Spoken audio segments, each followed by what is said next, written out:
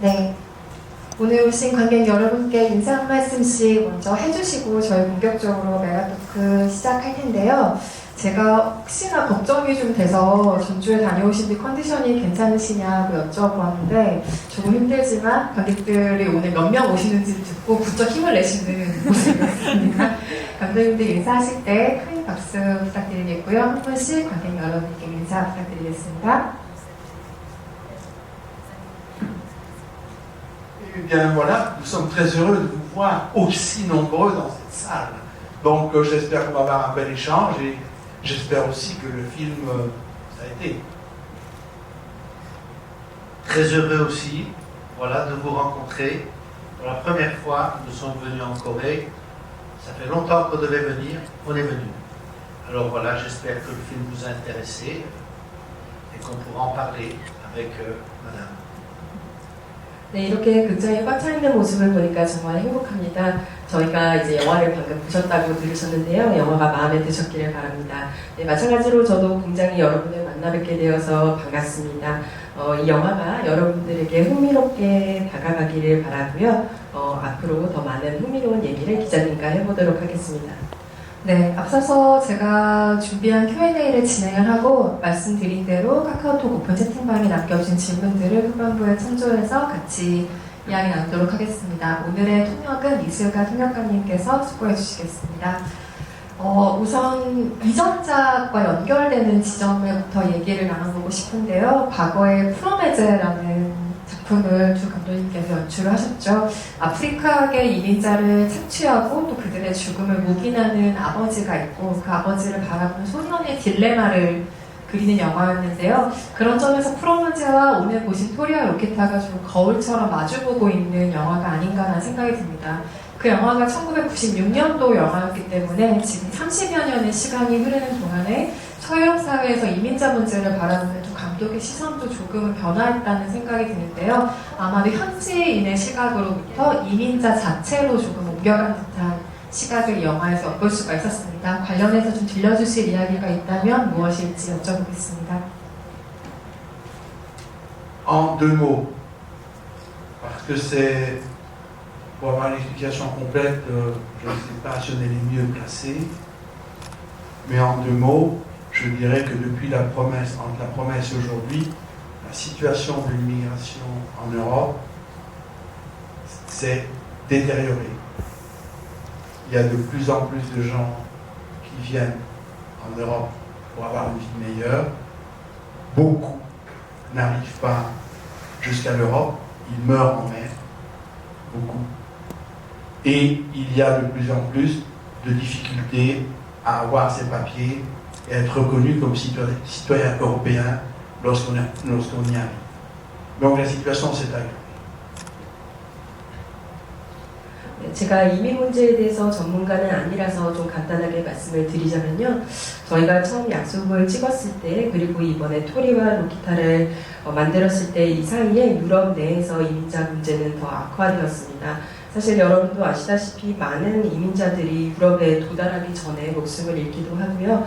또 어렵게 유럽에 왔지만 와서 이제 굉장히 어려운 생활을 하고 계십니다. 왜냐하면 정식 서류를 받기가 어렵기 때문입니다. 그래서 이민 문제는 날로 유럽 내에서 악화가 되고 있는 상황입니다.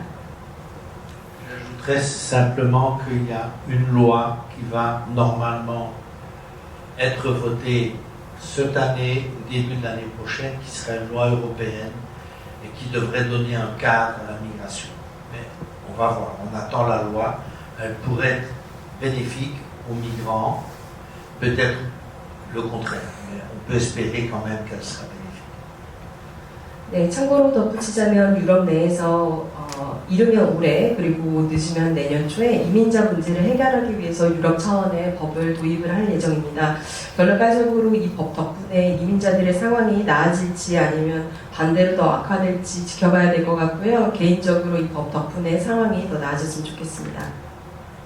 Juste encore un petit ajout, c'est que il y a parallèlement à cette situation qui est moins bonne qu'il y a 30 ans, il y a aussi à côté de ça beaucoup de citoyens qui prennent des initiatives, soit seuls, soit dans des associations, pour héberger aider, aiguiller, apprendre la langue française à tous ces migrants et migrantes qui viennent chez nous.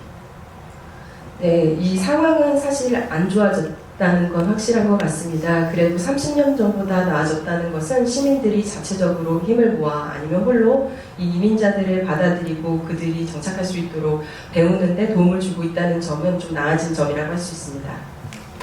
방금 말씀하신 건 서유럽 사회의 어떤 사회적인 변화를 얘기하신 것일 테고, 그럼에도 왜 토리와 로키타가 외부로부터의 어떤 구원 없이 본인들만의 여정을 택했는지에 대해서는 오늘 차차 이야기를 나눠보도록 하겠습니다.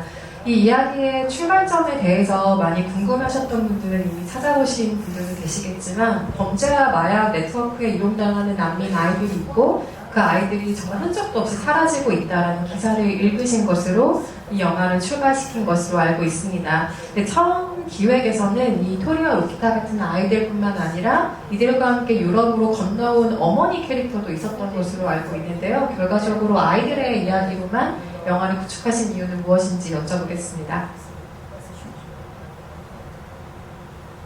Le premier scénario, le début du scénario avec la mère et les deux enfants, c'était en 2008.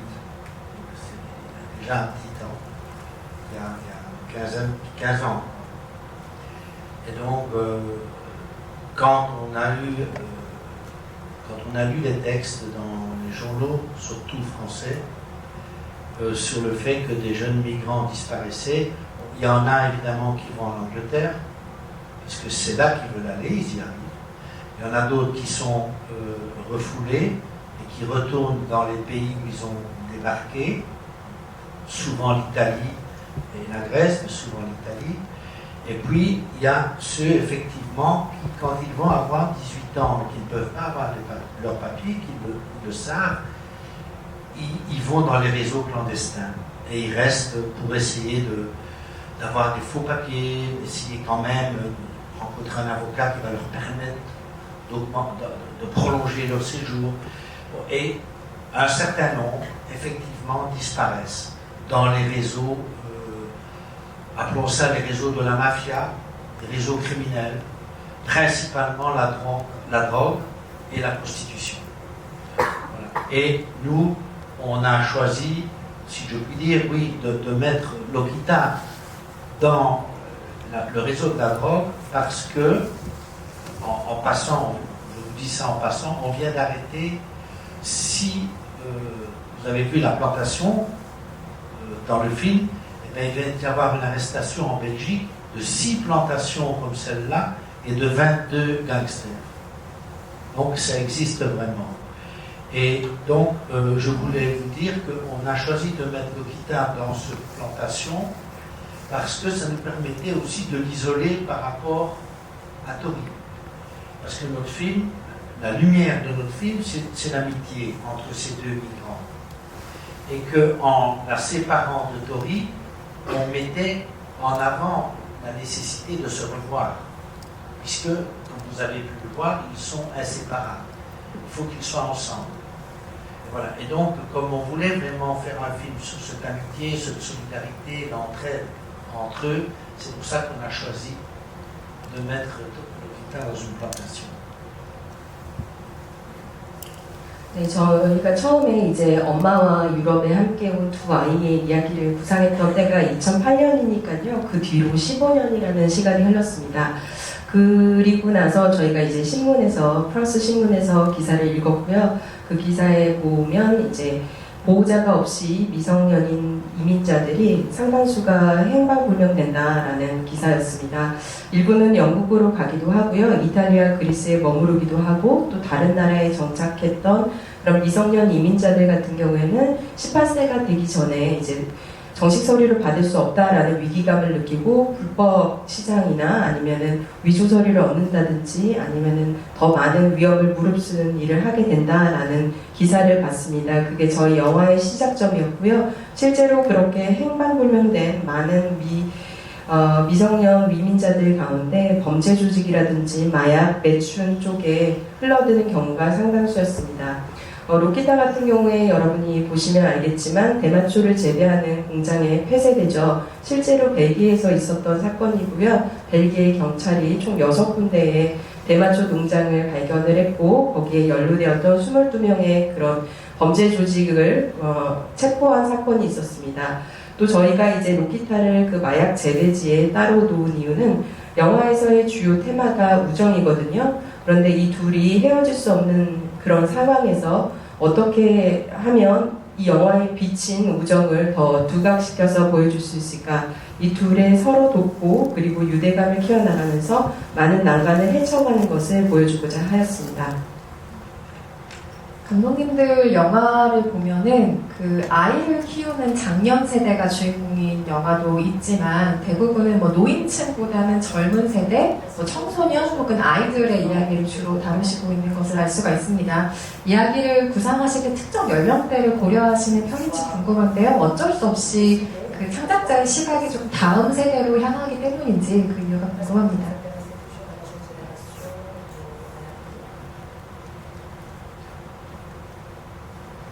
Ça dépend de quel film il s'agit. Dans un certain nombre de nos films, il y a des enfants ou des adolescents et des adultes. Et on essaie de voir ce qui se passe ou ce qui ne se passe pas entre ces enfants et ces adultes. Par exemple, La Promesse raconte l'histoire d'un garçon. Si on doit résumer La Promesse, c'est un garçon lié à son père. Et pendant 1h30, on va voir comment il va difficilement, mais petit à petit, se détacher de ce père pour se rapprocher d'une femme avec qui, a priori, n'a rien à voir. Il va se libérer de son père, parce que son père, en fait, n'a rien à lui dire, si ce n'est les lois, les règles de la mafia. Bon, ici, nous avons choisi, effectivement, de prendre 2 enfants, migrants, étrangers, sans famille.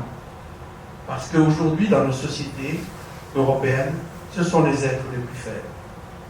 Et on a essayé de raconter comment leur amitié parvenait ou pas à vaincre les différents obstacles qu'ils vont rencontrer pour que Lokitar puisse avoir ses papiers. Et ils sont confrontés dans ce film-ci, ils ne savent. Oui, il y a les adultes du centre d'hébergement, ils sont les dames qui s'occupent du centre, qui sont bienveillantes avec eux. Il y a aussi tout au long du film des adultes qu'ils rencontrent et qui leur rendent des services. Mais les principaux rôles adultes qui sont tenus dans le film, ce sont des adultes qui profitent de la situation de faiblesse de ces enfants. Et on essaie de voir comment leur amitié peut résister et se battre contre la malveillance de ces adultes. Là, c'est vraiment 2 enfants qui sont dans un monde hostile d'adultes, un peu comme un conte, si vous voulez. 네, 이것은 영화마다 다른 것 같습니다. 저희 영화에 말씀하신 대로 아이들도 있었고 청소년도 있었고 성인들도 있었고요. 실제로 벌어진 일 또는 벌어지지 않는 일을 저희가 다루고 싶은 영화마다 다르게 연령대를 설정하는 것 같습니다. 예를 들어서 프로메스의 약속 같은 경우에는 아버지와 아들의 관계가 나오죠.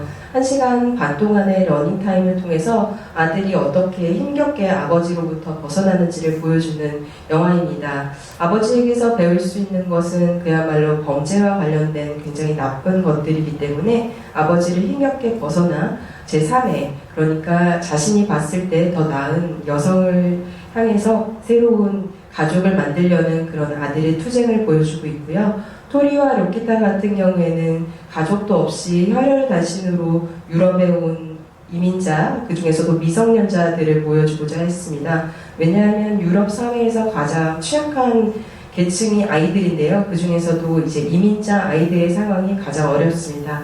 그래서 그러한 두 주인공을 설정함으로써 둘의 우정을 통해서 어떠한 난관을 헤쳐나가는지를 영화를 통해서 보여주고 있습니다.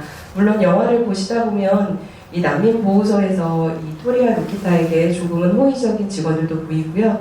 또 벨기에 내에서 만나는 다른 어른들이 도움의 손길을 뻗기도 합니다. 하지만 대부분의 어른들은 이 아이들의 취약한 상황을 악용해서 착취하는 어른들이죠. 이런 적대적인 환경에서 이 둘이 우정을 통해서 어떻게 이 과정을 극복해 가는지를 영화를 통해서 보여주고자 했습니다. 최근 그 미성년인 난민 문제라고 하면 이 영화를 포함해서 최근에 만드셨던 거꾸로 거슬러 올라갔을 때 영화매드 언노운 걸까지 그 시각이 옮겨가게 되는데요. 언노운 걸 같은 경우는 병원 문을 두드리다가 결국은 죽음을 맞이했던 그 아이가 흑인 소녀였죠. 그리고 제목처럼 그 아이에게는 이름이 없었습니다. 토리아 로키타에서는 마치 그 소녀에게 로키타라는 아주 분명한 구체적인 이름을 주고 만드신 작품처럼 보이기도 하는데요. 언노운 걸 같은 경우에는 주인공의 이름이 없지만 그리고 존재감이 드러나진 않지만 계속해서 그 스토리상에서 존재감을 상기시키게 만드는 캐릭터 플레이가 있고요. 이 영화처럼 분명하게 이름이 있고 움직이고 있는 캐릭터로 영화를 만들 때 각각의 이야기할 수 있는 장점들이 있을 거라고 믿습니다. 각각 어떤 장점들이 있다고 보시는지 궁금합니다. Dans La fille inconnue, pour ceux qui l'ont vu et celles qui l'ont vu, c'est une photo, La fille inconnue. C'est une photo d'une jeune femme noire qui a sonné chez un médecin, qui a été filmée par la caméra du médecin, qui filme les gens qui sonnent, et c'est tout ce qui reste. Et elle est morte. Et le médecin n'a pas ouvert la porte. Et il se sent coupable de ne pas avoir ouvert la porte, et il va rechercher l'identité de cette fille. Donc cette fille, c'est une sorte de fantôme qui habite l'esprit du médecin et qui va l'habiter jusqu'au bout du film, puisque finalement, elle va découvrir qui est cette fille, et cette fille pourra avoir enfin une sépulture au cimetière de la vie, dans le cimetière de la vie. Ici, c'est tout à fait différent, parce que ce sont les personnages principaux qui sont les migrants. Ça, c'est la première fois que nous le faisons. Normalement, ce sont, dans La fille inconnue, c'est un médecin qui est joué par la comédienne française Adèle Haenel, qui est le personnage principal, qui se sent coupable de la mort, de la disparition de cette fille. Et donc, ici, c'est tout à fait différent. Les personnages principaux sont les deux migrants, et on s'intéresse, je dirais, principalement à eux, même si, bon, il y a d'autres personnages autour, mais parce que ce qu'on voulait vraiment raconter, pour toutes les personnes qui savent un peu, qui ont peut-être des migrants ici dans la salle, des gens qui ont migré à un moment dans leur vie ou leur famille, on sait que quand on migre, on a besoin d'une aide, d'une entraide. On ne migre pas seul. On migre et on essaye de trouver quelqu'un à qui on peut avoir confiance. Surtout dans le pays où l'on arrive. Pour vous aider, la langue, plein de choses. Parce que, comme on est très faible, on est aussi l'objet de beaucoup d'arnaques possibles quand on arrive quelque part et qu'on est migrant. Et donc, on a voulu vraiment filmer cette amitié. C'était ça notre idée. De ne pas se placer dans le rapport entre un Européen et un migrant, mais d'être avec deux migrants et de voir comment ils vont vivre, résister, survivre, et plus que survivre, parce que, bien sûr, ils sont un petit peu, ils sont maltraités, hein, c'est un peu des esclaves contemporains, quand ils sont dans la plantation, qu'ils vendent la drogue, qu'ils chantent au karaoké, mais le betting ne paye jamais, vous lui demandez, pas oublier, 5 euros, bon, c'est des conditions de vie très difficiles, mais ce qui nous intéressait, c'était de dire, voilà, est-ce que l'amitié qu'ils ont l'un pour l'autre, le fait qu'ils soient deux inséparables, va leur permettre de survivre. Voilà. Et en même temps, vous avez vu le film, Lokita meurt. Et ça peut être terrible de voir un personnage qu'on aime, en tant que spectateur, et puis il disparaît. Et nous, on s'est posé aussi la question, mais on s'est dit, la réalité étant ce qu'elle est, les disparitions existant réellement, l'état des choses, l'état du monde étant ce qu'il est, est-ce que, quand même, ce ne serait pas une espèce de happy end, est-ce que ce ne serait pas un mensonge terrible par rapport à la réalité? Et donc, on s'est dit, non, on va la faire mourir, même si elle meurt pour ne pas mourir, si je puis dire. Pour dire, c'est trop injuste ce qui lui arrive. C'est inadmissible. Et en même temps que c'est inadmissible, il y a quelque chose aussi d'admirable dans ce qu'elle fait, parce qu'elle protège le petit, et à la fin, elle ne donne pas, elle ne dit pas où il est.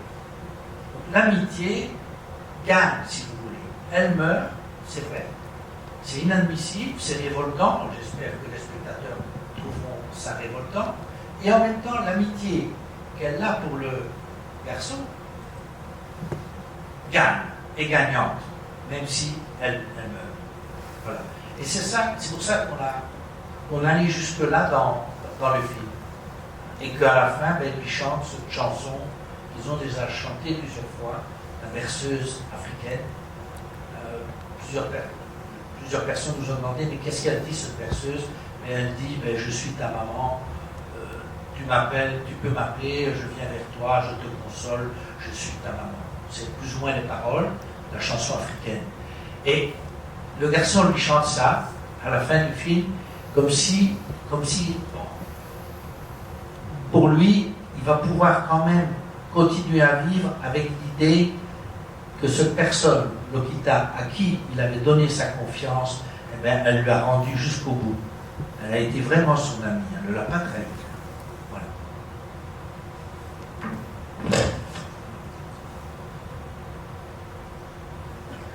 네, 어떤 거를 보시는 관객분들도 계실 것 같은데요. 거기 보면은 말씀하신 그 정체불명의 여성이 흑인 젊은 여성이고요. 병원 문을 두드리고 카메라에 그 모습이 찍힙니다. 그게 다인 상태로 죽은 상태로 발견이 되고 그 이후에 여의사가 마치 그녀의 존재를 유령처럼 인식을 하면서 그 정체가 누구였는지 마지막까지 찾아가는 여정을 보여주는 영화입니다. 하지만 이 토리와 로키타 같은 경우에는 저희가 처음으로 이민자들을 주인공으로 내세웠습니다. 언너운 걸 같은 경우에는 여의사, 프랑스 여의사가 주인공이죠. 아델레네가 연기를 해주었고요. 그녀가 이 언너운 거를 추적하는 주 요인은 바로 죄책감 때문이었습니다. 하지만 토리와 로키타 같은 경우에는 저희가 정말로 이민자 문제를 고발하고자 하는 그런 의도에서 이민자를 전면에 내세워서 이야기를 풀고 있습니다. 이민자들이 실제로 유럽에서 정착을 하는 데에는 그들만의 힘으로는 생존이 거의 불가능합니다. 반드시 도움이 필요하고 신뢰할 만한 사람을 만나야 되죠. 그들을 통해서 새로운 문화 그리고 언어에 대해서 배울 수가 있습니다. 앞서 말씀드린 대로 이 미성년 이민자들이야말로 어떻게 보면 가장 폭력에 노출이 되어서 착취를 당할 수 있기 때문에 가장 도움이 필요합니다. 그래서 이제 토리와 로키타라는 우리 유럽 사회의 이민 문제를 정말 이민자를 통해서 보여주고 싶었고요. 그 다음에 이제 이들이 당하는 그런 어려운 일들을 보면 거의 현대판 노예라고 할 수 있죠. 왜냐하면 노래를 불러서 돈을 벌고 또 대마초 농장에 갇혀서 일을 해야 되고 또 그들에게 마약 운반을 시키는 배팀 같은 경우에도 일을 했음에도 돈을 절대 그냥 주지 않습니다. 5유로 달라 이런 식으로 거의 구걸하다시피 해야지 돈을 받을 수 있고 그런 식으로 굉장히 어렵게 생존하는 모습을 그렸습니다. 이 두 인물 같은 경우에는 헤어질 수 없는 그런 우정을 나누는 인물인데요. 아마 마지막 장면을 보고 여러분들 중에서 좀 충격을 받고 마음 아파하신 분들도 있었을 것 같습니다. 왜냐하면 로키타라는 인물에 분명히 애착을 갖고 지켜보았을 텐데 이제 마지막에 사라지게 되잖아요. 그런데 저희가 이 결말에 대해서 많이 고민을 했었습니다. 현실 속에서 이렇게 소리 소문 없이 사라지는 아이들이 많고 그것이 우리가 사는 이 세계의 현실인데 다른 결말을 하면 그것은 거짓말이 아닐까? 그래서 저희는 로키타가 마침내 이제 목숨을 잃는 장면을 결론으로 했습니다. 이를 통해서 굉장히 불공정하고 불공평한 이 세상에 대해서 고발을 하고 싶었고 용인할 수 없는 일이 벌어졌다는 것을 이 로키타의 죽음을 통해서 보여주고 싶었습니다. 이 로키타가 또 죽은 이유는요. 마지막까지 토리를 보호하기 위해서이죠. 그 마피아가 토리가 어디에 있느냐를 물었을 때에도 거짓말을 하면서 끝까지 토리를 보호합니다. 그렇게 배신하지 않는 우정을 보시면서 여러분들이 이 불공정한 상황에 대해서 조금은 좀 분노하는 마음이 있었으면 좋겠습니다. 또 마침내 로키타가 사라지긴 했지만 저는 이들이 패했다고 보지는 않습니다. 그들이 보여준 불굴의 우정 이것이 이제 끝까지 이어졌다라고 생각합니다. 또 영화를 보신 관객분들 중에서 이 토리에게 불러주는 그 자장가 노래 가사가 무엇이냐라고 묻는 분들이 있는데요. 아프리카에서 불리는 자장가로 내가 너의 엄마가 되어서 위로해줄게, 이런 메시지가 있습니다. 또 마지막에 토리가 로키타를 위해서 부르는 노래를 통해서 이 둘의 변치 않는 불굴의 우정을 보여주고자 하였습니다. 그 우정을 연기한 토리와 로키타, 이 타이틀롤을 전부 비전문 배우 2명에게 맡기셨습니다. 토리 역을 맡은 파블로 시스, 로키타를 연기한 졸리우 분들 모두 연기 경험이 없는 아이들입니다. 비전문 배우 2명에게 이 타이틀롤을 맡기신 것이 중요하다고 판단하셨다면 그 이유가 무엇인지도 궁금합니다. Alors, je vais dire, qu'on est jugé important ou pas, à cet âge-là, les acteurs professionnels, ça n'existe pas. Peut-être un peu à Hollywood, peut-être. Ça existait avant. Maintenant, je ne suis pas sûr. On aurait peut-être pu trouver une fille pour jouer Lokita qui avait peut-être joué dans un film ou deux, peut-être.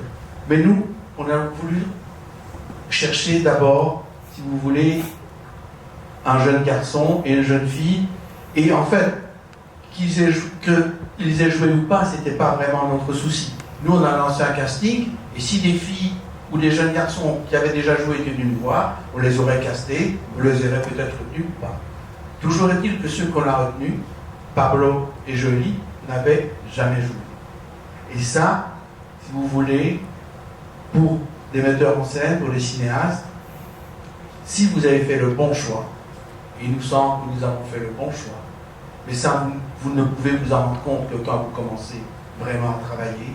Quand vous avez fait le bon choix, il y a un plaisir immense de voir pour la première fois des visages nouveaux devant la caméra, des visages qui rient, qui pleurent, qui jettent des regards, des corps qui courent, qui s'enfuient, qui se réjouissent, et ça pour la première fois. Et ça, c'est un plaisir immense pour nous les réalisateurs, et je pense que pour bon nombre de spectateurs et de spectatrices, découvrir des nouveaux visages au cinéma, c'est aussi un grand plaisir.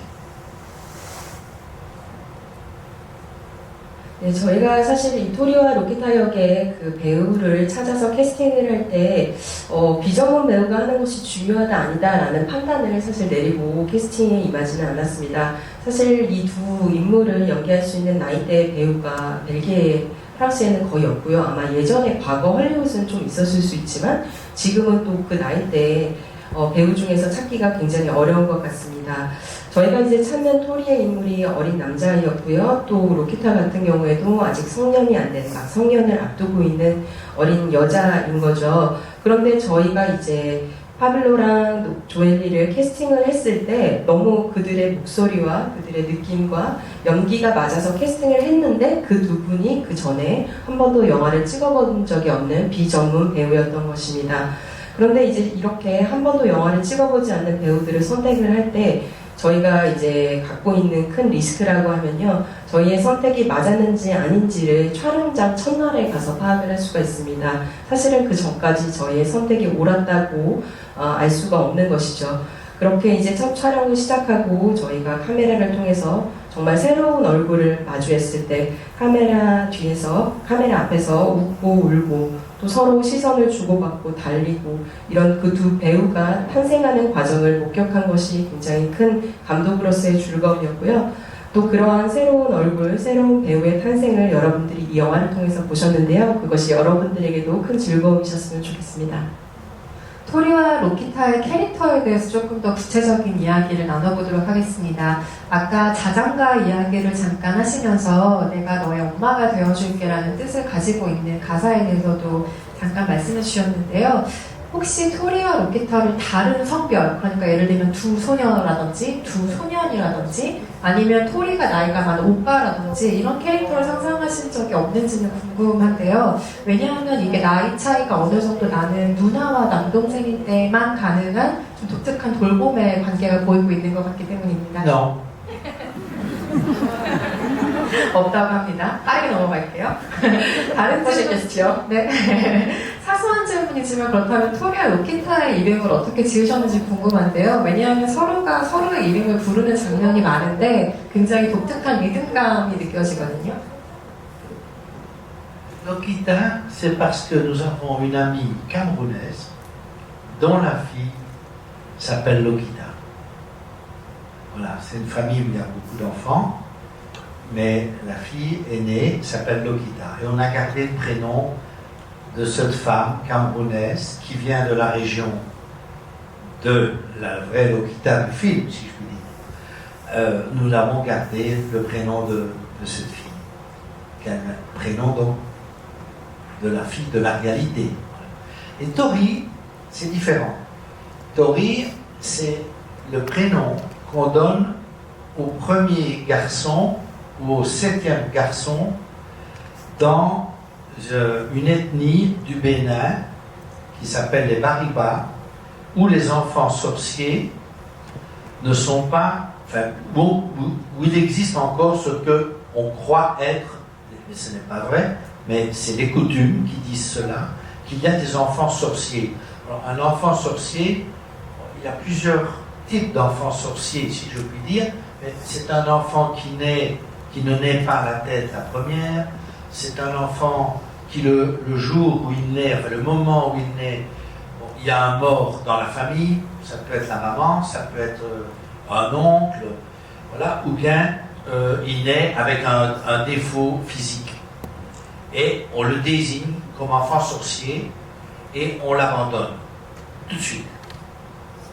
Et avant ils étaient tués il y a longtemps déjà, mais maintenant ils sont abandonnés et donc il y a des institutions qui prennent ces enfants et on a imaginé que c'était c'était le 7e enfant, si vous voulez, enfant sorcier qui venait dans l'institution et que donc on l'avait appelé Tori, comme on fait dans ces familles.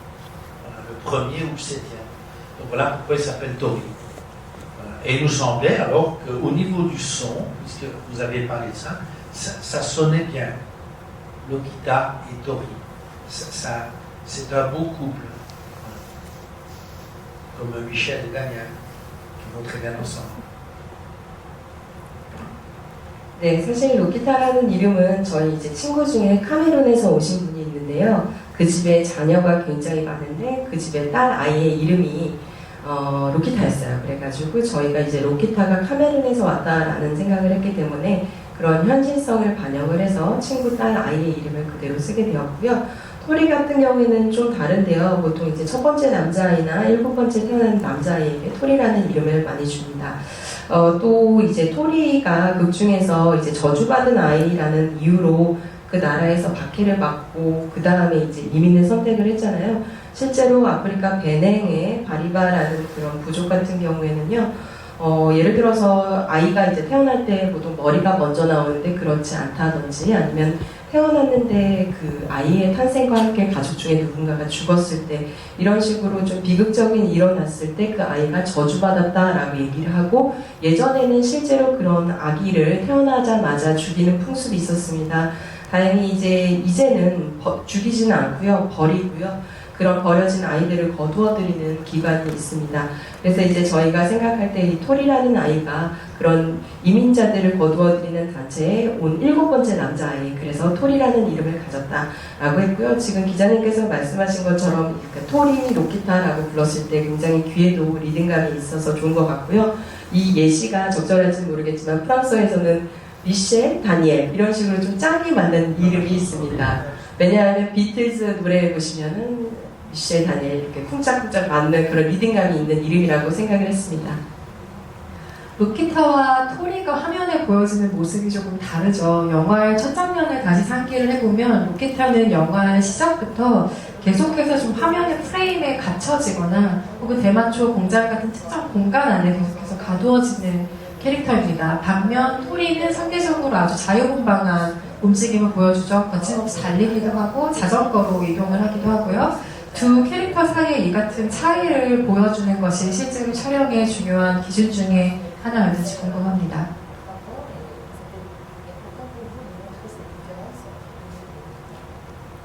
Oui, et je dois dire que ça nous est apparu de plus en plus clairement au cours des répétitions que nous faisons les semaines qui précèdent le début du tournage. C'est que Lokita est un corps, dès le début, un corps prisonnier. C'est une prisonnière, Lokita. Elle prend les coups. elle est victime des violences sexuelles de Béthine, elle répond parfois au coup, mais c'est le corps prisonnier, c'est le corps qui tombe aussi. Alors que physiquement, elle est plus imposante que Tori. Et Tori, c'est le petit plein d'énergie qui rebondit comme si, quand le corps de Lokita s'affaisse, le corps de Tori rebondit pour la relever. C'est lui qui court, qui se déplace, qui est vif, qui trouve les solutions, en tout cas jusqu'à un certain moment. Et on peut dire que un des grands axes de notre mise en scène, c'est effectivement la dynamique différente de ces décors et les rapports que nous essayons d'établir entre les deux. Rapports que nous établissons à l'intérieur d'une même scène ou rapport d'une scène à une autre. Dans une scène, quand le corps de Lokita s'écroule, la scène suivante, on essaie que le corps de Tori rebondisse dans la scène dans laquelle il est, soit il est en vélo, soit il court, soit il s'introduit dans des tuyaux. 네, 지금 기자님께서 제대로 보셨고요. 그 해석이 맞습니다. 그리고 저희가 그런 대조를 보여주어야겠다라는 확신을 리허설을 하면서 점점 더 굳게 믿었습니다. 첫 촬영을 앞두고 몇 주 전부터 리허설을 했는데요. 그럴수록 이 로키타라는 인물은 사실 억압받고 갇혀있는 그런 인물이죠. 베템에게 그런 성폭행을 당하고 자신은 조금 반항을 해보지만 결국은 쓰러지는 인물입니다. 반면 토리 같은 경우에는 체구는 작지만 언제나 로키타가 쓰러졌을 때 마치 용수철처럼 튀어올라서 뛰어가고 해결책을 찾아나가는 그런 아이로 그려지고 있습니다. 사실 저희가 이제 미장센 측면에서 두 인물의 몸이 대조적으로 보이는 게 중요하다라고 생각을 했는데요. 예를 들어서 동일한 씬에서도 로키타는 누워있고 토리는 서 있습니다. 또 로키타가 쓰러졌을 때 다음 장면이 토리가 자전거를 타거나 뛰어가면서 굉장히 종횡무진하는 그런 대조적인 움직임을 보여주고 있습니다. 감독님들 영화는 이전에 알렌 마르코엔이라는 대단히 훌륭한 촬영 감독과 여러 차례 작업을 하신 바가 있고요. 이번에는 영 아메드에 이어서 브누아 베르고라는 카메라맨과 새롭게 작업하셨습니다. 브누아 베르고는 이전에 알렌 마르코엔과 같이 촬영부에 있었던 감독이기도 하고요. 때문에 너무 오랫동안 호흡을 맞춘 스태프들이기 때문에 촬영하기 전에 촬영 컨셉에 대해서 서로 아주 많은 이야기를 나누시거나 현장에서 세세하게 요구하는 점이 조금 없는 현장이 아닐까라고 예상을 해봅니다. 저희가 촬영 현장을 실제로 갈 수는 없으니 실제로는 촬영 감독들과 어떤 이야기를 현장에서 나누시는지 궁금합니다. Mais on répète d'abord nous-mêmes avec une caméra vidéo qui est le plus souvent tenue par Jean-Pierre et moi je suis avec les jeunes acteurs dans ce cas-ci et voilà, on cherche tous les deux les mouvements et on trouve les mouvements de nos plans pendant les répétitions. Et puis alors, quand on filme, je dirais 5 semaines plus tard, on commence à tourner. Et on tourne généralement dans la continuité de l'histoire.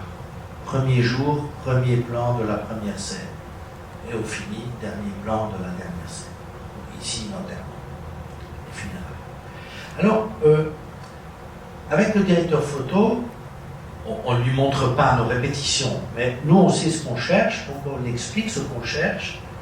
Et au niveau des lumières, par exemple, ici, on a dit, voilà, il y a des lampes, notamment dans la plantation, elles sont là. Il faut qu'on ait le sentiment que ce n'est pas construit pour le film, pour être filmé. Elles sont là. Et parfois, elles sont trop fortes, parfois pas. Parfois, elles sont dans le champ, parfois pas. Là, il faut qu'il y ait une impression d'imprévu, si vous voulez, que ce n'est pas construit. Et notre lumière, que ce soit avec Alain Marcoën, ou Marcoën, ou avec Benoît Vervaux, c'est la même chose. Alain ne travaille plus avec nous parce qu'il a arrêté de travailler. Voilà, il se repose. Mais c'est toujours la même chose. C'est essayer de faire une lumière qui ne soit pas construite. C'est-à-dire qui ne mette pas en scène. Mais il y a des grands films qui se font avec de la lumière, qui met en scène, qui est plus expressionniste. Nous, c'est le contraire. On essaie que ce soit, si je puis dire, neutre. Ça ne veut pas dire que le directeur photo ne fait rien, ne fait pas de lumière, mais voilà, pour prendre un exemple, me faire comprendre, c'est pas parce qu'il y a un endroit qui est plus éclairé ou à l'inverse qui est plus sombre que c'est là que ça va se passer. Que attention, il y a un endroit qu'on peut repérer. Donc on essaye de surprendre le spectateur justement, voilà, de ne pas indiquer par la lumière, indiquer l'intrigue, marquer trop le rapport des personnages. Voilà. Et donc c'est une lumière qu'on pourrait appeler assez naturelle. Voilà. Et on doit faire attention, nous, parce que vous avez vu nos plans, ils font parfois 360 degrés, donc on ne peut pas mettre de la lumière sur des pieds. Tout doit être au-dessus. Sinon, on verrait la lumière.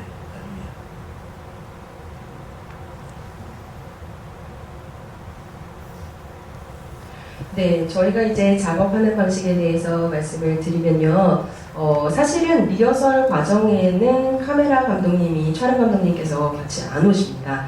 여기 계신 제 형님 장페르 감독님께서 직접 카메라를 들고 이제 움직임을 맞춰가면서 카메라의 움직임을 정하고요. 저는 이제 배우들과 거의 주로 함께 움직이는 편입니다.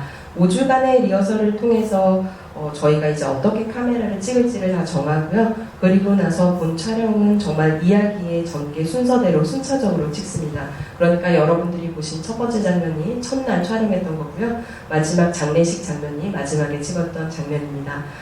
저희가 이제 촬영 감독님에게 리허설을 통해서 우리가 추구하고자 하는 것, 카메라의 움직임 등을 설명을 해주죠. 그렇게 한 이후에 이제 촬영이 이루어지고요. 그리고 또 저희가 신경 쓰는 것은 조명인데요. 예를 들어서 대마초 농장을 보여줄 때 그것을 관객분들이 봤을 때 이것이 이 영화를 위해서 지어진 세트장이다라는 느낌을 주지 않고 정말 원래 있었던 곳이다라는 느낌을 주기 위해서 조명을 많이 신경을 썼습니다. 그리고 말씀하신 알랑 마코엔 씨는 이제는 은퇴를 하셔서 더 이상 일을 하지 않으시고요. 이제 브누아 감독님이랑 같이 일을 하는데요. 저희가 이제 항상 조명에서는 세트장의 분위기를 주지 않기 위해서 굉장히 중립적인 느낌을 주기 위해서 신경을 씁니다.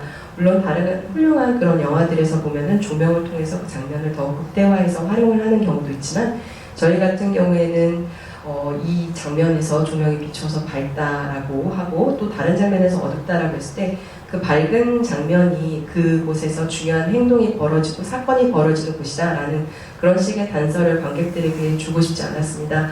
그렇게 미리 신호를 줌으로써 관객들이 예측하지 못하고 조명을 봤을 때 전혀 예측이 불가능하기 때문에 영화를 보셨을 때 놀라셨으면 좋겠다 라는 생각을 했기 때문에 거의 자연광에 가깝게 하고 있고요. 게다가 이제 카메라 촬영을 할 때 보면 360도로 돌기도 합니다. 그런데 이제 조명 장치가 있으면 다 보이기 때문에 최대한 조명에 대해서는 그런 식으로 카메라 움직임이라든지 아니면 분위기상을 그러한 중립성을 지키기 위해서 신경을 많이 쓰고 있습니다.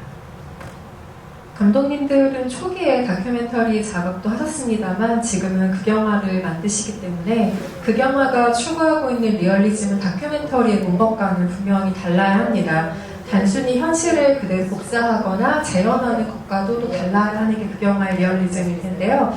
다른 형제 영화의 리얼리즘만을 위해 필요한 요소가 있다고 보시는지 궁금합니다. 그 중에 중요한 것 중 하나는 보여주지 않는 것이지 않을까 싶기도 한데요.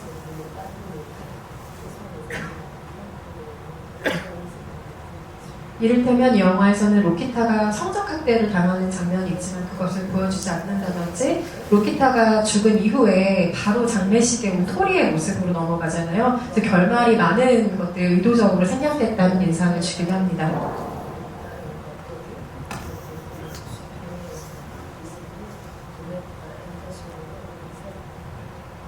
Alors, il y a un peu deux questions dans votre question. Je vais être bref. La première question de notre passage du documentaire à la fiction et comment le documentaire a pu influencer la fiction, je dirais que nos documentaires étaient plutôt des recueils de témoignages sur l'histoire du mouvement ouvrier dans notre région. Donc c'était des gens qui parlaient, et lorsqu'ils parlaient, nous étions sur les lieux où ils avaient fait des grèves, où ils avaient fait des actions, et ils se servaient d'accessoires qui qui leur avait été utile pendant leur lutte, par exemple, pendant la Seconde Guerre mondiale contre le nazisme. Donc, c'était des gens. Le réalisme, c'était que c'était des personnes, des vraies personnes qui racontaient leur expérience. Et ce qu'on a gardé de ça, nous, pour faire nos fictions, c'est que nous essayons que nos personnages de films de fiction soient un peu comme des personnes, que le spectateur puisse avoir le sentiment qu'il n'est pas face à des modèles, face à des types, mais face à des êtres humains, comme si ils avaient eu une existence avant que la caméra ne se mette en route, et comme s'ils continuaient à avoir une existence, mais après que la caméra se soit coupée. Voilà. Je veux dire, voilà, c'est ce qu'on essaie de faire avec nos personnages, de les rendre vraiment le plus présents possible. Et, par rapport aux deux scènes dont vous parlez, je dirais qu'effectivement, finalement, c'est quoi mettre en scène? Pas seulement pour nous, mais je pense pour la plupart des cinéastes, c'est avant de décider ce qu'on montre, on décide d'abord ce qu'on cache. Parce que le fait de cacher les choses augmente la présence de ce qu'on montre, ou bien augmente l'attente de découvrir ce que nous avons caché. C'est comme ça qu'on essaie de construire nos scènes. Alors la scène où Lokita est abusée sexuellement par Betim, effectivement, nous nous intéressons, nous rapprochons du visage de Lokita. Qu'est-ce qui nous intéresse, c'est Lokita. Et montrer la scène, montrer l'action de Betim, les deux fois, c'était prendre le point de vue du bourreau. Et notre mise en scène n'est pas le point de vue du bourreau, c'est le point de vue de Lokita. Donc c'est pour ça que c'est off. Quant à l'avant-dernière scène, qui est la scène donc de la mort de Lokita, c'est vrai que nous restons, le plan reste large, aussi quand Tori va retrouver Lokita et qu'il crie Lokita, Lokita. C'est comme si c'était un point de vue un peu plus objectif, un point de vue de témoin d'une scène, un peu neutre, mais cette neutralité a aussi pour nous la capacité de rendre, nous semble-t-il, la mort de Lokita et la peine de Tori plus forte dans la mesure où ils sont là, seuls, au milieu de cette nature qui continue à vivre. Et les cris de Tori résonnent davantage que si on avait été en gros plan sur son visage. Il nous semble que l'émotion que le spectateur peut ressentir est plus forte dans ce cas-ci si la caméra reste éloignée, un plan plus ou moins large, et qu'une partie de la scène est difficilement visible parce qu'il y a des branches, il y a des feuilles qui bougent devant.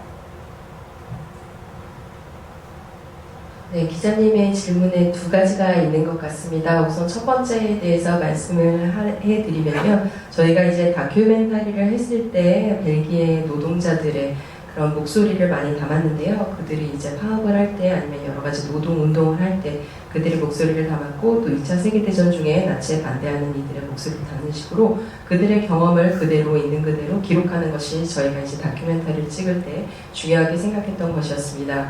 그리고 나서 이제 픽션 영화로 넘어오면서요. 저희가 이제 보여주고자 하는 인물은 관객들이 봤을 때 이건 전형적인 이런 인물일 것이다 라고 느끼지 않고 그냥 정말 저희처럼 살아있는 인간이 있고 그 사람이 살아가는 중간에 카메라가 잠깐 와서 그 순간 그 현재의 모습을 찍고 카메라는 빠지지만 여전히 그 인물, 인간으로서의 삶이 지속된다는 느낌을 주도록 항상 신경을 썼습니다. 그래서 저희는 이제 컷을 하고 카메라는 물러가지만 그 인물은 계속해서 그 현재를 살아간다는 느낌을 주도록 신경을 많이 썼습니다. 그 다음 이제 두 번째 저희가 이제 생략을 하는 그 장면들에 대한 질문에 대해서 답을 하자면요. 먼저 어떤 장면에서 어떤 씬에서 저희가 촬영을 앞두고 보여주지 않고 숨길 것에 대해서 먼저 고민을 합니다. 예를 들어서 베팀에게 이제 로키타가 성폭력을 당하는 장면 같은 경우에 저희의 관심은 사실 로키타입니다. 그렇기 때문에 베팀이 실제로 어떻게 했는지 보여주지 않고 오프 카메라로 로키타의 그 성폭력 장면을 찍었고요. 그 다음에 이제 로키타가 죽는 장면 같은 경우에 여러분들이 이제 로키타가 이제 총 맞는 소리를 듣고 뛰어가서 로키타에게 달려가서 이제 로키타, 로키타라고 외치는 장면에서 보시면 카메라가 마치 한 명의 증인처럼 중립적인 시점에서 객관적인 시점에서 그 둘을 찍고 있다는 것을 느끼셨을 것 같습니다. 저희가 이런 선택을 한 이유는요, 그러한 증인 같은 중립적인 관점이 로키타가 죽었다는 그 사실, 그리고 토리가 가장 믿고 의지했던 소중한 사람을 잃었다는 상실감이 더 두드러진다라는 생각을 했습니다. 토리가 이제 외치는 소리를 들을 수는 있지만 실제로 로키타가 어떤 모습으로 죽었는지, 토리가 어떤 얼굴로 절규를 했는지는 보여주지 않죠. 그저 뒤에서는 강물이 흘러가고 나뭇잎이 흔들리면서 자연 속에서 그 둘의 모습을 멀리서 찍었습니다. 저희는 이렇게 더 멀리에서 거리감을 둠으로써 더 강한 감정을 여러분들에게 전달하고자 하였습니다. 영화를 좋아하는 관객들이나 또 영화를 만드는 창작자들이 흔히 말하는 다르된 영화 스타일이라는 게 있는데, 감독님들은 혹시 그 스타일이 무엇이라고 생각하시는지 궁금하네요. 다르된 스타일이라면 무엇이 있을까요?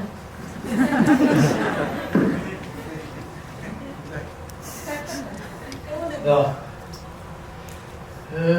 je vais citer quelqu'un. On l'a déjà fait 2 fois, une fois à Jojo et une fois ici à Séoul. Il y a un cinéaste italien qui s'appelle Nanni Moretti, que certains connaissent. Et un jour, il est interviewé, il est en Belgique, comme nous aujourd'hui, on est ici à Séoul. Lui, il était à Bruxelles. Et on lui a demandé de définir le cinéma. C'est quoi le cinéma pour lui? Et il a cité une phrase d'Edoardo De Filippo, qui est un écrivain de théâtre de la ville de Naples, en Italie. Et la phrase dit ceci: si tu cherches le style, tu trouves la mort. Si tu cherches la vie, tu trouves le style. Alors, ça veut dire que l'important, c'est d'arriver à filmer la vie. Et notre style, si je puis dire, si on le trouve, c'est pour cela. Parce qu'on cherche à filmer la vie. Je vais juste dire 2 choses pour me faire comprendre, parce qu'on pourrait en parler plus longtemps. Mais une chose, par exemple, qui nous intéresse, c'est les détails. Les détails des accessoires, les détails dans les vêtements. Vous voyez, si vous vous souvenez, quand le petit, au début du film, elle lui fait une ligne dans les cheveux, il dit: tu me fais ma ligne. Et lui, à un moment donné, il fait aller son fermoir, sa tirette. Ça, pour nous, c'est bien. Ça montre que Tori, il est comme ça. Il aime bien avec son vêtement. On garde ça. Et ça, c'est lui qui l'a fait. C'est même pas nous qui l'avons demandé. On dit: ah, ça, c'est bien. Voilà, ça, c'est un détail. Par exemple. Une autre chose qui est plus alors dans le cadre, c'est de dire, on essaye, mon frère et moi, c'est notre manière à nous de dire, on essaye de mettre la caméra à la mauvaise place. C'est-à-dire, comme si elle n'arrivait pas à filmer ce que pourtant on pourrait filmer. C'est nous qui décidons de mettre un obstacle, un poteau, une colonne, une porte, un poteau, quelque chose qui empêche d'aller voir. Comme dans la vie, si vous filmez, vous faites chez vous, vous êtes, je sais pas, il y a un repas, etc. Vous pouvez filmer, à un moment donné, il y a quelqu'un qui se lève, dit merde, attends, j'étais en train de filmer le moment où il allait faire quelque chose, et tu caches. Mais justement, nous, c'est ça qu'on cherche. C'est comment cacher. Il faut trouver comment, il ne faut pas que ce soit n'importe quoi, mais comment empêcher la caméra d'être juste là quand il faut. Ben non, elle n'y arrive pas. La réalité lui échappe. Et les personnages lui échappent. On voudrait filmer ses yeux, et bien on filme son dos ou son oreille. Après, on aura les yeux, parce qu'on va les attendre. On va attendre de voir le visage. Mais vous voyez, on essaie toujours que la réalité a l'air de déborder, d'être plus que notre cadre. Comme si elle échappait à notre caméra. Et ça, c'est la vie. Quelque chose qui vous résiste. C'est pas quelque chose que vous ne pouvez pas passer à travers. Ça a une force, une intensité. Voilà, c'est ça qu'on cherche. Voilà deux exemples. 네, 사실 이제 이런 다른 스타일에 대한 질문을 할 때마다 저희가 하는 대답이 있는데 이미 전주에서도 했고 또 서울에서도 한번 저희가 이 얘기를 했지만 다시 한번 말씀드리겠습니다. 이 얘기는 이제 이탈리아의 감독님인 모레티 감독님께서 벨기에 오셔가지고 인터뷰를 했을 때 그때 이제 기자가 영화란 무엇인가요? 당신의 영화란 무엇인지 정해주세요 라는 질문을 했었습니다. 그때 이제 모레티 감독님께서 극작가인 나폴리 출신의 극작가인 에두아르도의 말을 인용을 해서 대답을 했습니다. 그 인용한 구절이 다음과 같은데요. 이제 당신이 스타일을 추구하면 죽음을 보게 될 것이고 삶을 추구하면 스타일을 찾게 될 것이다 라는 문장이었습니다. 이것이 이제 저희의 스타일을 좀 함축적으로 보여주는 문장 같습니다. 저희가 카메라에 담으려고 하는 것은 삶 그 자체이기 때문입니다. 이거를 좀 이해하기 쉽게 조금 예시를 들어드릴게요. 예를 들면 이제 아주 작은 디테일에도 그러한 삶이 묻어날 수가 있는데요. 처음 이제 토리가 그런 연기를 하면서 자기 옷의 지퍼를 올렸다 내렸다 하는 동작을 했는데요. 그건 저희가 그렇게 하라고 디렉을 준 건 아니었고요. 토리를 연기하는 파블로가 그냥 그렇게 원래 하는 습관이 있었어요. 그래서 그거 좋다. 그거를 그대로 카메라 앞에서 하자라고 해서 그런 디테일을 놓치지 않아서 삶의 생생함을 더 드러낼 수 있었습니다. 또 다른 방식은 저희가 이제 어떤 프레임에 인물들을 담느냐 있는데요. 저희가 이제 카메라의 움직임을 정할 때 가장 중요한 원칙은 카메라가 원래 있어야 할 위치가 아닌 곳에 있는 것 같은 느낌을 관객분들에게 주는 것입니다. 물론 배우들의 동선이 다 정해져 있기 때문에 사실은 카메라가 인물을 따라가는 게 맞지만 인물이 오른쪽으로 간다면 카메라는 일부러 왼쪽에서 조금 더 있다가 머무르는 식으로 해서 마치 자꾸 예측 불가능한 움직임을 보여주는 관객을 따라가는 것처럼 카메라의 그 모습을 담고 있습니다. 또 보면 저희 영화에서 앞에 장애물이 있어가지고 시선이 가려지는 그런 장면들이 있는데요. 그런 것도 이제 저희가 의도를 한 것입니다. 여러분이 이제 일상생활에서 어떤 장면을 찍고 싶어서 카메라를 꺼내서 막 찍다 보면 앞에 있는 분이 일어서기도 하고 아니면 길거리에 장애물을 만나기도 하고 이런 식으로 자꾸 시선이 가려지죠. 그래서 저희는 항상 카메라를 원래 위치가 여기야 라고 확정해서 답을 알려주지 않고 항상 현실에서 예측 불가능한 일이 일어나고 인물들의 움직임은 언제나 예측 불가능하기 때문에 때로는 우리가 등장인물의 귀만 본다든지 등만 본다든지 결국에 가서 주인공의 얼굴을 확인하지만 처음의 움직임은 그런 식으로 현실의 예측 불가능성을 반영을 하고 있습니다. 그렇기 때문에 저희는 마치 이제 영화를 보시면은 이 인물들의 움직임이 카메라 앞에서 저항하는 것 같죠. 그것이 이제 저희가 삶에서 저항하는 그런 방식과도 맞닿아 있는 것 같습니다. 이전에 카메라를 영화에서 활용하시는 방식과 최근에 좀 차이가 느껴진다는 채팅방의 관객 질문도 아까 올라왔는데요. 방금 말씀하신 것으로 답변이 어느 정도 되셨기를 바랍니다. 영화가 계속해서 현실을 부지런히 고발을 하죠. 하지만 현실은 쉽게 달라지지가 않습니다. 감독님들께서 예전부터 만드셨던 저소득 노동자 계층의 노동 문제와 윤리적 딜레마는 여전히 존재하고 또 이민자들이 겪는 소외와 학대 역시 여전합니다. 그래서 감독님들께서 꾸준히 이런 문제를 논하시면서 우리가 대체 왜 아직도 이런 이야기를 만들어야 하는가를 자주 생각하시면서 좀 지치는 경우도 있지 않으실지 걱정이 되는 질문을 한번 드려봅니다. Jusqu'à maintenant, non. Parce que on est aussi, on ne fait pas les films de propagande ni les films de publicité. Il n'y a que les films de propagande et de publicité qui pensent changer le monde. Ils y arrivent parfois.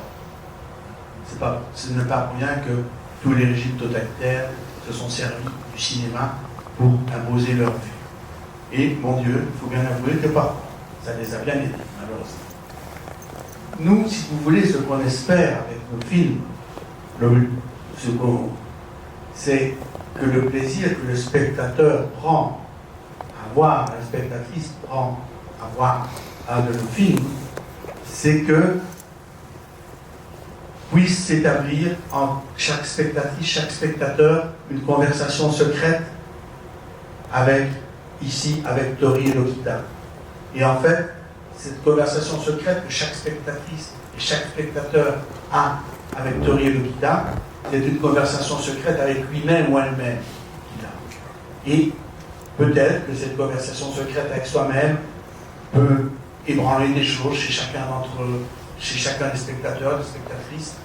Et c'est un peu ça ce que nous espérons. C'est qu'à un moment donné, pour le dire aussi autrement, les spectateurs et les spectatrices peuvent devenir Rosetta, peuvent devenir le gamin en vélo, peuvent devenir Samantha, peuvent devenir à un moment Tori, peuvent devenir à un moment Lokita. Et que ça les ébranle, ça les change, ça les émeut. Voilà. Et que cette conversation secrète qui était entamée pendant le film puisse se poursuivre encore un petit peu après le film. Seul ou avec d'autres.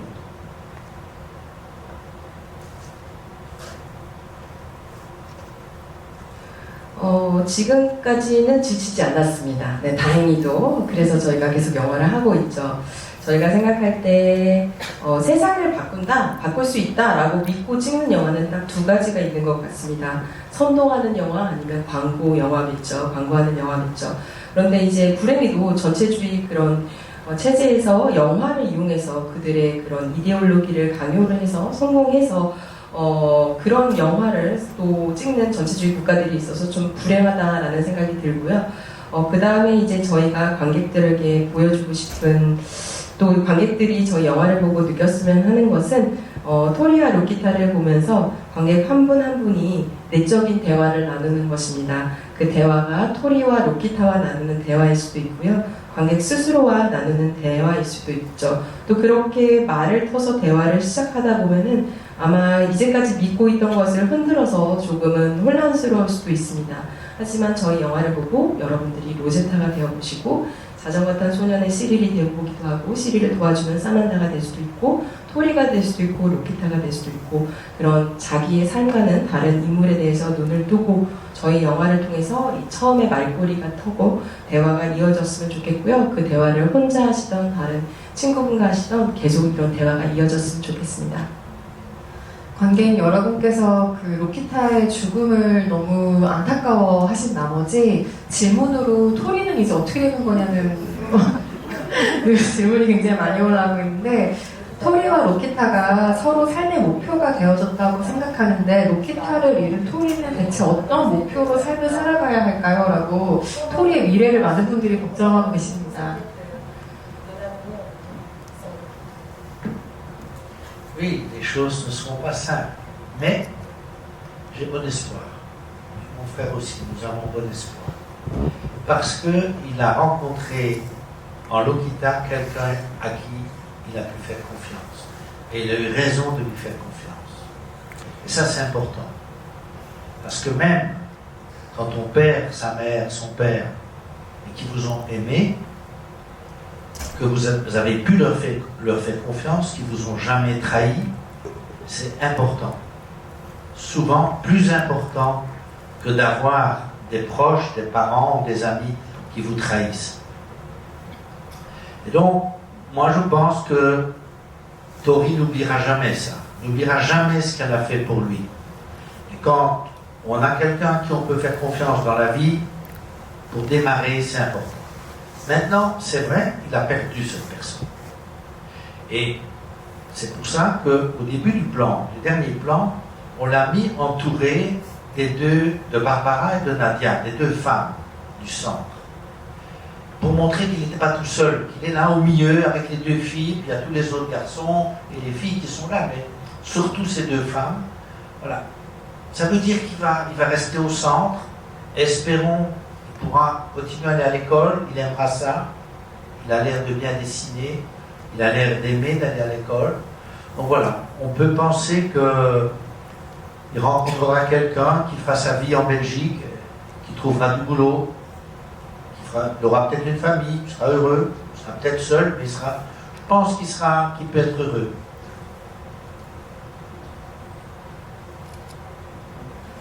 네, 이 결말을 보고 아마 신경이 복잡하셨을 것 같습니다. 그럼에도 불구하고 저희는 희망이 있다라는 생각을 하고 있습니다. 토리는 정말 로키타를 온전히 믿었고 또 정말로 중요한 역할을 했죠.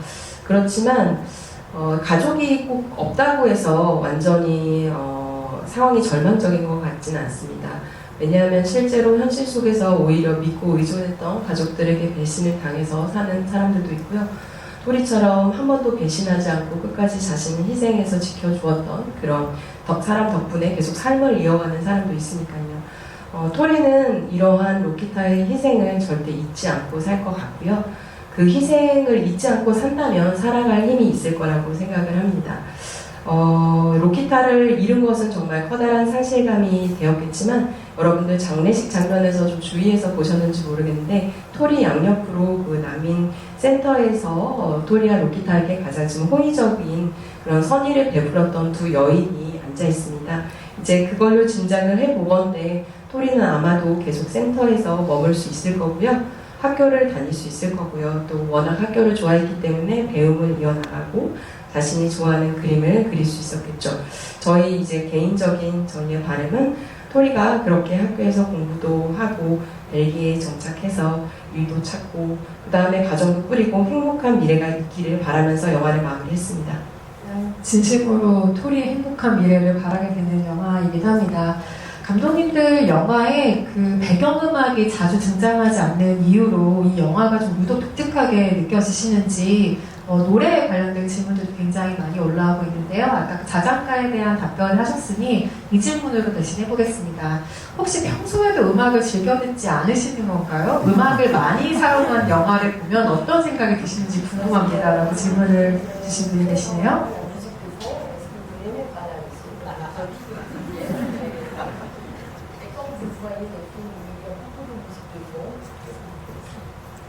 Ah, peut-être que c'est lié tout ça. Peut-être que notre rapport à la musique dans la vie quotidienne nous empêche de sentir, de trouver les endroits et la manière de placer la musique dans le film. Hein? Je vous rassure tout de suite, on chante tous les deux très très bas. Très bas. Mais nous, il nous semble que dans nos films, vu la manière dont les plans sont construits, ces longs plans séquences, vu les ellipses qui sont faites entre les plans, il nous semble que la musique va avoir comme résultat d'enrober tout ça, d'arrondir les angles, d'arrondir les aspérités et d'éloigner nos personnages des spectatrices et des spectateurs. Et ça, voilà. Chaque fois qu'on a fait l'expérience, c'est le résultat que nous, on a ressenti. Donc, je dirais, voilà la raison pour laquelle on n'en veut pas. On n'a rien que la musique dans les films, on aime beaucoup les films où il y a de la musique. Il y en a qui sont formidables, il y en a qui le sont un peu moins, enfin, peu importe, c'est pas parce qu'ils ont de la musique. Mais, nous, en réalité, on ne trouve pas la place pour la musique. Voilà. Mais en tant que spectateur, nous aussi, on aime bien les films avec de la musique.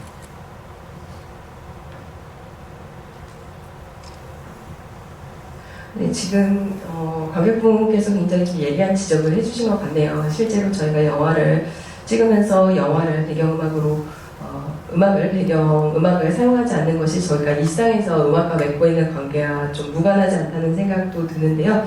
솔직히 얘기해서 저희 형제는 노래를 굉장히 못하고요. 그렇다고 음악을 싫어하지는 않습니다.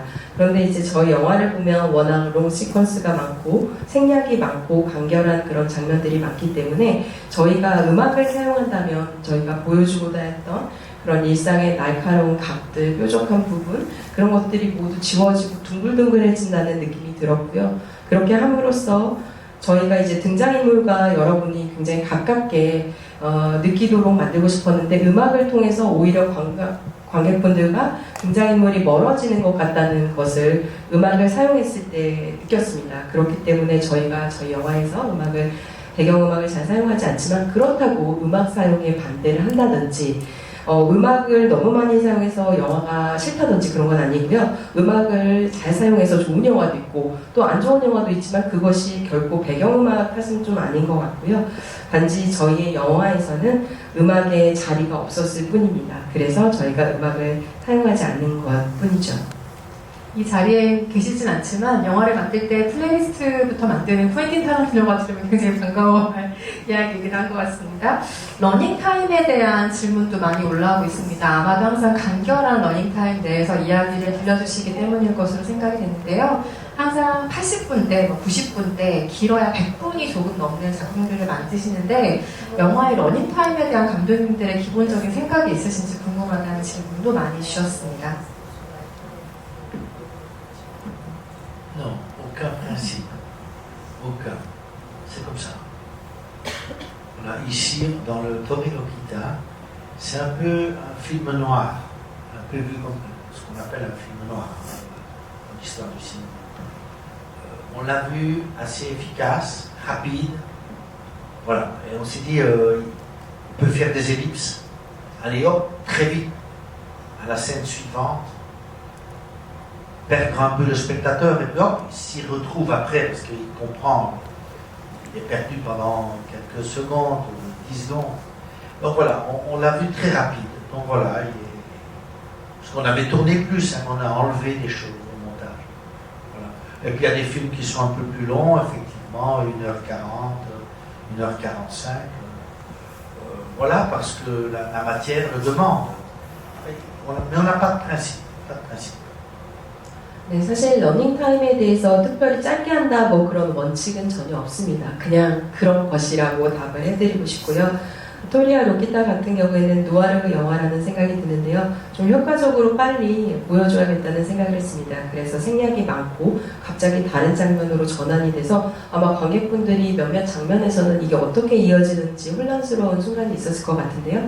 그런데 또 그 다음에 나오는 장면을 통해서 이야기를 다 따라갈 수 있었으리라고 생각을 합니다. 실제로 촬영을 많이 하지만 편집을 하면서 많이 걷어내고요. 저희가 이제 긴 영화 같은 경우에는 기자님께서 말씀하신 것처럼 1시간 40분, 45분 그렇게 찍은 영화도 있죠. 그것은 그 영화가 그만큼의 러닝타임을 필요로 했기 때문입니다. 토리에게 베풀어지는 이 영화 속의 작은 선의를 발견하신 분의 질문인데요. 이상하게도 영화 속에서 세상이 토리에게는 작은 친절을 베풀고 있다는 생각이 들었습니다. 브로커는 착한 아이라면서 토리를 보내주기도 하고 주방장은 음식을 챙겨줍니다. 그리고 로키타가 죽어가는 상황 속에서도 토리는 잘 숨어있죠. 이렇게 토리에게 조금 더 친절한 세상에 대해서 감독님들은 어떤 의도를 가지셨는지 궁금합니다. 라는 답변, 질문을 주셨습니다.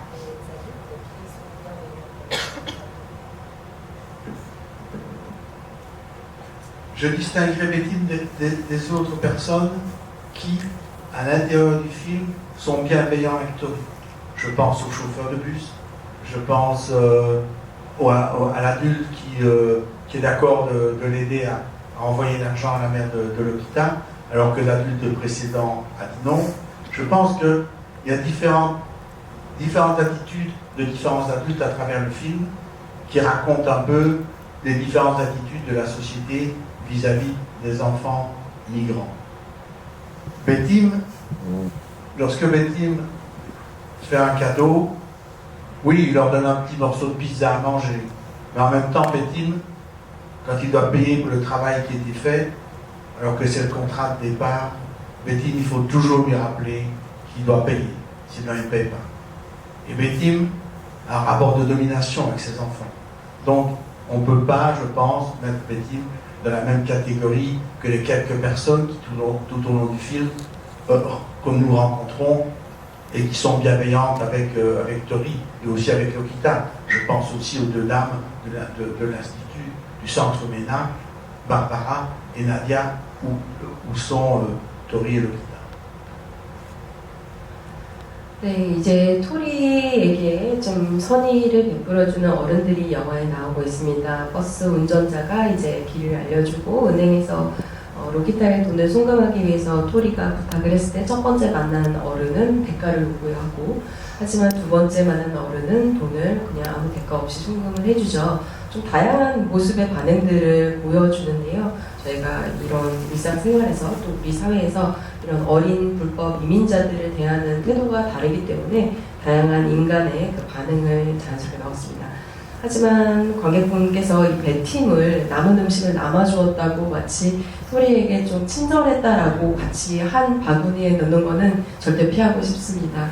배팀 같은 경우에는 정당한 일을 했음에도 항상 돈을 주려고 하지 않아요. 그래서 돈을 달라고 거의 항상 매번 요구를 해야만 돈을 줬고요. 아이들을 이용하고 착취하려는 그런 지배적인 관계였습니다. 반면에 이제 다른 어른들은 토리와 로키타에게 그래도 선의를 보여주고 특히 이제 난민센터에 있는 바르바라나 나디아 같은 경우에는 그런 좀 친절한 어른들로 등장을 하고 있죠. 유럽 난민의 삶과 조금 더 직접적으로 뭐 벨기에 국민들이라든지 아니면 다른 유럽 국가들의 삶이 이 영화가 한국의 관객보다는 조금 더 직접적으로 맞닿아 있을 거라는 생각이 드는데요. 혹시 유럽 관객들의 질문이나 반응 중에 한국 관객들과 좀 다른 점이 있다고 느끼신다면 무엇인지 궁금하다는 질문도 주셨습니다.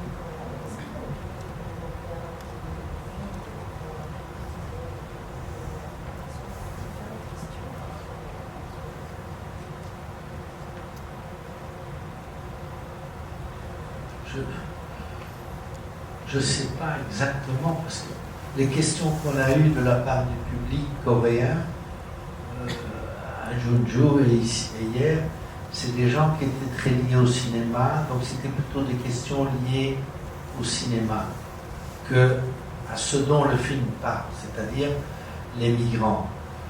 Mais c'est certain qu'en Europe, les migrants, il y en a dans tous les pays d'Europe. Et c'est une question dont on parle à la radio presque tous les jours. Les lois qui évoluent, alors il y a l'extrême droite qui est contre les migrants et qui essaie tous les jours que ce soit une discussion qui revienne sur le tapis. Sur le tapis, je veux dire, sur les ondes, à la télévision, il y a des leaders politiques d'extrême droite qui en parlent tous les jours. Donc c'est une réalité dans laquelle on se trouve tout le temps. Et c'est vrai qu'il y a aussi des migrants qui ne trouvent pas de logement. Il y en a qui meurent dans la Méditerranée, dans la mer. Donc c'est une question dont on parle tout le temps. Donc c'est différent évidemment de chez vous, où je pense qu'il y a moins de migrants également. Et moi personnellement, je n'ai pas vu ici en Corée, peut-être il faut rester plus longtemps, mais je n'ai pas vu de personnes de couleur noire. Il y en a, je suis certain, quelque part, mais en tout cas, je n'en ai pas vu. Chez nous, vous arrivez, une personne sur 10 est noire. Voilà. Ou arabe. Donc, ou bien asiatique. Ou bien du Pakistan ou de l'Inde. Donc, il y a des mariages aussi, c'est très mélangé. Donc c'est une réalité différente. Quoi. Donc je ne dirais pas que c'est les mêmes questions. Voilà. Je pense que dans les quelques questions qui sont venues du public coréen par rapport aux migrants, c'est plus des informations sur l'Europe. Comment c'est chez vous, ça se passe comment? Voilà. Tandis qu'en Europe, ça va de soi que les migrants sont là. Et que voilà, c'est une réalité qui fait partie de la vie de tous les jours. C'est, je crois, la grande différence. Mais je pense que le fait d'être ouvert, de voir un migrant non pas comme une menace, comme un danger, mais comme une possibilité d'en faire quelqu'un des nôtres, quelqu'un qui vit avec nous, un ami, une amie, ça, je pense que c'est une question qui peut se poser à tout le monde, dans le monde, à tous les spectateurs du monde entier.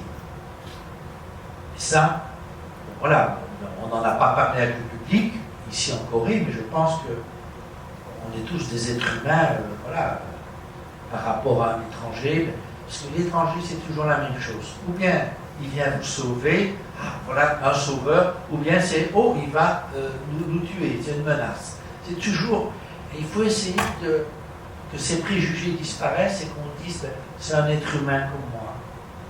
Il est pauvre là dans son pays, il est venu ici, il s'est fait des illusions, il a cru qu'il allait avoir entre guillemets le paradis. Eh ben non, c'est pas ça. Mais je dois essayer de lui permettre d'avoir les meilleures conditions possibles pour qu'il puisse étudier. Je parle des jeunes ici comme Tori Lolita, étudier et apprendre apprendre un travail, apprendre un métier, pour qu'ils puissent après s'intégrer dans notre vie. 저희가 지난 며칠 동안 전주에서 관객분들을 많이 만나서 질문을 받았고 또 이제 어제부터 서울에서 관객분들을 만나고 있는데요. 한국의 관객분들은 정말 영화에 대해서 관심이 정말 많고 그래서 영화에 굉장히 디테일한 것까지 질문을 많이 하시는 것 같습니다.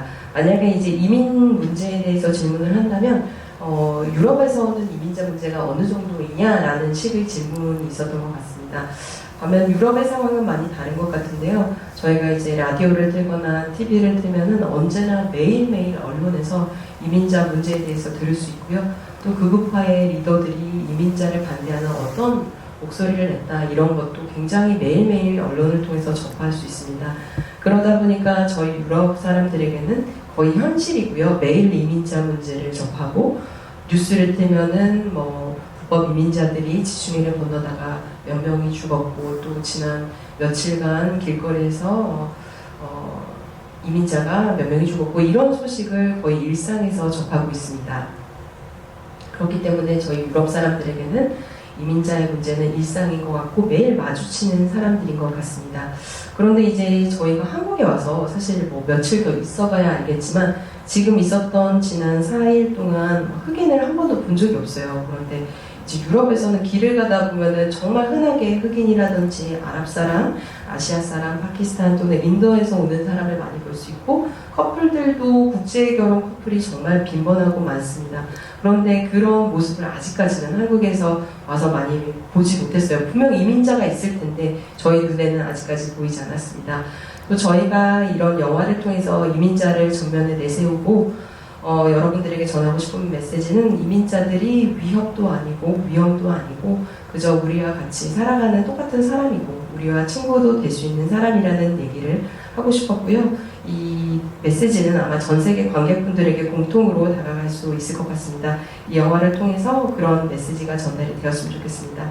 이제까지 많은 영화들이 또 우리가 외국인을 접할 때 그 외국인은 어떻게 보면 우리를 구하러 온 영웅이거나 아니면 우리를 위협하러 온 적으로 묘사가 되곤 합니다. 그런 편견을 모두 버리고 나랑 똑같은 인간이다. 더 나은 삶을 위해서 환상을 가지고 우리나라에 왔지만 여전히 매일매일 힘든 생활을 이어나가고 있는 사람이다. 그저 우리처럼 더 나은 내일을 꿈꾸는 인간이다라고 아셨으면 좋겠습니다. 채팅방에 그 한국을 포함해서 난민 문제에 좀 상대적으로 보수적인 국가에서 그 우정을 넓혀가기 위한 방법이 무엇일까 질문하시는 분들이 많았는데요. 방금 답변하신 걸로 어느 정도 가름되셨을 거라고 믿습니다.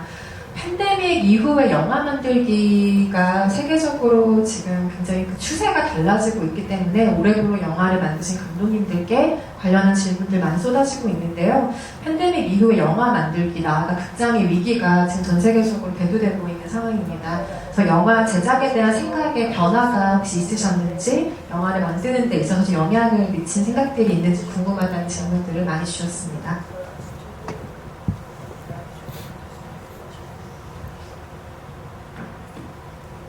Je pense que oui, ça a été une énorme rupture. Les cinémas ont été fermés pendant longtemps, ils ont un petit peu réouvert dans des conditions très très sévères, puis ils ont de nouveau fermé, donc c'était une période très difficile, dont on n'est pas complètement sorti aujourd'hui, même si les cinémas ont réouvert. Je pense que, grosso modo, il y en a qui s'en sortent mieux que d'autres, mais que les cinémas n'ont pas encore, les salles de cinéma d'exploitation n'a pas encore retrouvé son taux d'avant la pandémie. Je pense qu'on est encore en Europe, globalement, autour de entre 20 et 30% de moins. Mais les choses reprennent, ça redémarre. Et à côté de ça, évidemment, pendant tout ce temps, les plateformes ont énormément pris d'abonnements, énormément d'abonnés. Donc tout le monde n'est pas encore revenu au cinéma. Mais le cinéma a ceci de bien, c'est que depuis qu'il a été inventé, tout de suite, on a dit que ça ne durera pas. Même ceux qui ont participé à son invention dès le début ont dit que ça ne durera pas. Et ça dure. Ça s'est réinventé, c'est d'autres formes. Les salles, une série de salles ont disparu dans pas mal d'endroits, c'est vrai, mais le cinéma est toujours là. Il y a encore des gens qui font des films, il y a des gens qui les réalisent, qui les produisent, on trouve des financements privés, des financements publics, on arrive à trouver des accords entre différents pays, et il y a encore des gens qui les distribuent, Et il y a des gens qui les mettent dans les salles de cinéma, et il y a encore des gens qui viennent le voir dans les salles de cinéma. Et ça, dans beaucoup d'endroits du monde entier. À midi, dans beaucoup d'endroits du monde entier, quand c'est midi, les premières séances de cinéma commencent. Tous les jours de la semaine, tous les jours de l'année. Donc, c'est la version optimiste. Et la version pessimiste, c'est de se dire, oui, mais il y a toutes ces autres formes d'images qui sont là et qui se multiplient. Mais oui, c'est vrai. Mais c'est pour ça qu'il faut continuer à défendre la salle, essayer de trouver des accords avec les plateformes. Je pense qu'en Europe, on va y arriver, à ce que les plateformes coproduisent des films sans obliger ces films à passer d'abord sur les plateformes. Donc voilà, c'est tout ça. Il faut être optimiste, mais c'est aussi un combat. Ce n'est pas gagné à l'avance. Donc il faut se battre.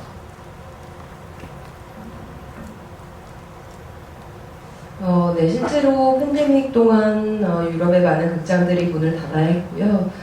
굉장히 제한적인 상황에서 다시 문을 열었다가 상황이 악화되면 또다시 문을 닫고 정말로 힘든 시기를 팬데믹 동안 보냈습니다. 이제 팬데믹이 어느 정도 잠잠해지면서 극장들이 문을 열고 있지만 완전히 회복되었다라고 볼 수는 없는 것 같습니다. 팬데믹 전으로 가려면 조금 더 시간이 필요한 것 같아요. 유럽 같은 경우에는 약 20%에서 30% 정도가 팬데믹 이전보다 아직은 극장에 들어오시는 관객분들이 더 적은데요. 어쨌든 좋은 소식은 이것이 계속 꾸준히 증가하고 있다는 것이고요. 또 다른 측면은 팬데믹 동안 넷플릭스를 비롯한 많은 OTT 서비스를 이용하는 이용자가 폭발적으로 증가를 했다는 것이죠. 그렇지만 저희가 이제 영화에 대해서 미래를 마냥 비관적으로 보지 않는 이유는 사실 이 영화라는 것을 처음에 만든 사람들조차 이 영화는 오래가지 않을 거다라는 말을 했었습니다. 하지만 지금도 영화는 계속되고 있고요. 끊임없이 재창조되면서 극장은 아직도 사라지지 않았습니다. 저희가 영화를 만드는 사람들이 있고요. 또 영화를 지원하는 사람들이 있고 저희 같은 영화를 배급해서 소개하는 사람들이 있고요. 극장에서 계속 저희 영화를 틀어주고 또 이렇게 여러분들처럼 저희 영화를 보러 와주는 사람들이 있고요. 전 세계에 매일 아침에 해가 뜨면 극장에서 첫 영화가 상영이 되고 있습니다. 그렇지만 좀 비관적인 얘기를 하자면요. 정말로 다양한 콘텐츠들이 만들어지고 있기 때문에 영화를 이어나가는 것 그리고 영화관을 지키는 것이 쉽지는 않습니다. 그래서 유럽의 벨기에나 프랑스 같은 경우에는 넷플릭스 같은 플랫폼들이 자신들의 그 플랫폼에 영화를 상영하지 않더라도 반드시 제작되는 그런 영화에 지원금을 내도록 의무화하는 법들이 있습니다. 이러한 법을 통해서 이러한 의무를 부과함으로써 저희가 투쟁을 해야 될 것 같고요. 이거는 쉽지 않은 싸움이지만 다 같이 힘을 모아 계속 싸워야 할 것 같습니다. 오늘 짧지 않은 시간 동안 관객 여러분께 이야기 나눠주신 다들 형제 감독님께 큰 박수를 부탁드리겠습니다. 그리고 극장 사장이 지금 가득하다고 하지만 정말 짧게 끝에서 들려주고 싶은 말씀 있으시면 한마디 부탁드리겠습니다. Alors, merci beaucoup d'être resté aussi longtemps. Ça, c'est impossible en Europe. Impossible. Et aussi, merci à notre interprète qui a travaillé 3 fois plus que chacun d'entre nous, puisqu'elle a traduit tout le monde. Donc, merci beaucoup. Merci à vous. Vive le cinéma. 네, 이렇게 장시간 극장을 떠나자고 있어주신 한국 관객분들에게 특별한 감사의 말씀을 드리고 싶습니다. 유럽 관객들이었으면 벌써 떠났을 것 같은데요. 한국 관객분들이기에 이 장시간 동안 계속 자리를 지켜주신 것 같습니다. 그리고 옆에 계신 그 감독님께서는 영화 만세라고 말씀해 주셨습니다.